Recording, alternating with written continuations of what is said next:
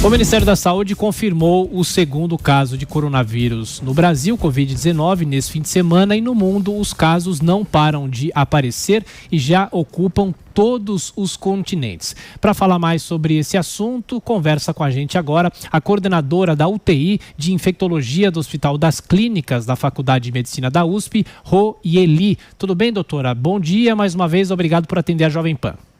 Bom dia a todos, é um prazer estar aqui.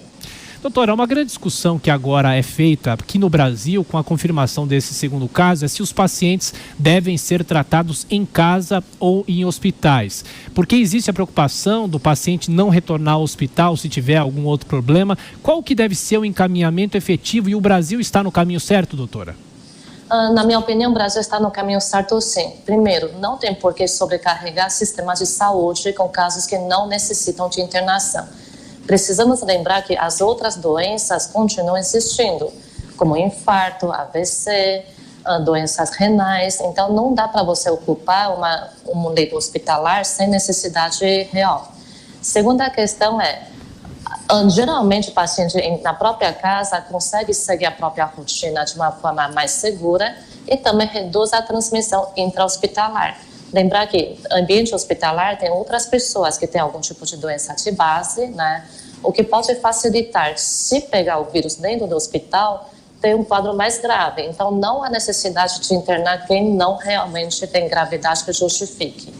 Doutora, pela experiência da senhora, com o aumento dos casos na semana passada na Europa, com alerta principalmente feito na Itália, e agora com esses dois casos surgindo no Brasil, é esperado que o número aumente aqui no Brasil. E essa medida que o governo do estado está adotando de fazer um gabinete de crise com a coordenação do professor Davi Uip, também é o caminho certo? É necessário realmente fazer uma ação como essa?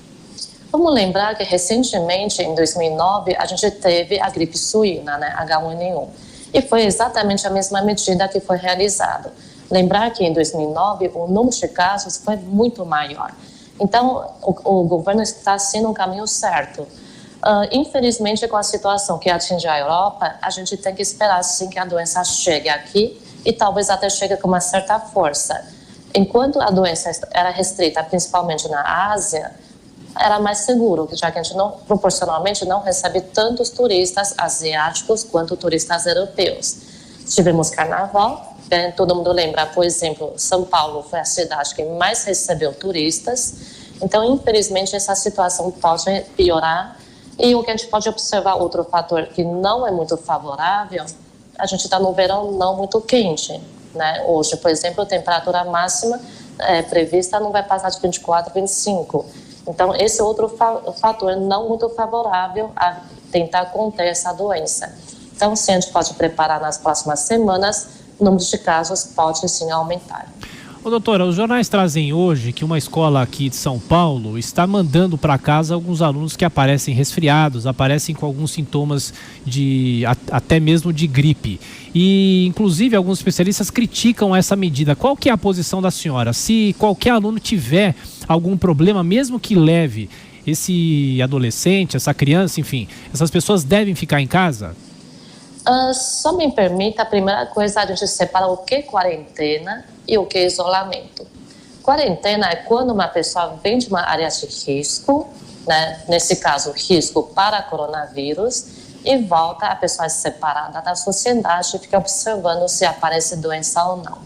Outra coisa é isolamento. Isolamento é pessoas que têm doença e as pessoas são isoladas da sociedade para não continuar transmitindo a doença. Então, são duas coisas diferentes. Pelo que eu tenho observado em relação a esse caso, essa escola, o que tem acontecido foi medida de quarentena. Então, é diferente de medida de isolamento. Em relação à quarentena, a quarentena é eficaz? A gente já está observando que não é eficaz o suficiente. A cidade, Wuhan, foi totalmente fechada e mesmo assim as doenças continuam propagando, né? A casuística continua aumentando. Lógico que o tamanho da China, a dimensão de população, era importante para evitar espalhar mais ainda. Mas a gente sabe que mesmo com doença respiratória, nenhuma medida de quarentena é suficiente. Em relação ao isolamento, então isolamento é pessoas que adoecem e que são colocados dentro de um ambiente para não ter contato com outras pessoas. Aí sim, isolamento é justificado para evitar que essa pessoa continue propagando a doença, que não é o que essa escola está fazendo. A escola está fazendo quarentena. Minha opinião em relação à quarentena que essa escola está adotando. Primeiro, é muito difícil a gente julgar a medida que a escola está fazendo, porque afinal a escola quer proteger outras crianças. Mas é importante dizer que sabemos que essa medida não é suficiente. A gente vê, assim, os casos que tem na Europa, por exemplo, na Itália, ainda não se sabe como a doença chegou à Itália, quem foi o paciente zero. Então, não é suficiente para conter uma doença respiratória usando quarentena. Doutora, aí rapidamente para a gente fechar a nossa conversa, uma palavra para os ouvintes, espectadores, que apesar da possibilidade de aumentar o número de casos aqui no Brasil, é preciso dizer que não há motivo para pânico e as pessoas devem tomar os cuidados básicos, né, doutora?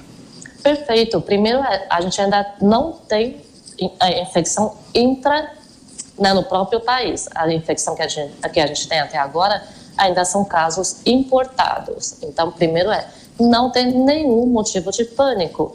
A gente sabe de farmácias que já não tem álcool gel, já não tem máscara, isso não se justifique. Segunda questão medidas de higiene, medidas de cuidado, como higienização das mãos, seja com água e sabão ou com álcool gel, é mais importante ainda do que a pessoa entrar no pânico e não fazer as medidas adequadas. O uso indevido de máscara pode, ao contrário, traz uma falsa segurança e a pessoa deixa de se proteger. Só quero aproveitar que muita gente está esperando a vacina para tentar conter essa doença. Lógico, a vacina é super eficaz, né? Se a gente for ter essa vacina, se isso acontecer em breve. Mas eu quero aproveitar a oportunidade de falar. A gente tem várias vacinas que estão aí e a população não toma. Recentemente, o melhor exemplo disso é sarampo. O governo ainda precisa fazer campanhas de vacinação contra sarampo. Sarampo no Brasil, só esse ano já passou mais de 300 casos aqui no estado de São Paulo e as pessoas não estão tomando vacina. Então não adianta a gente ficar torcendo, recorrendo a uma coisa que não tem, enquanto a gente não usar de uma forma adequada o que já está aí. Doutora Roeli, coordenadora da UTI de Infectologia do Hospital das Clínicas da Faculdade de Medicina da USP. Mais uma vez, muito obrigado pela participação aqui na Jovem Pan. Bom trabalho. Obrigada, é um prazer, à disposição.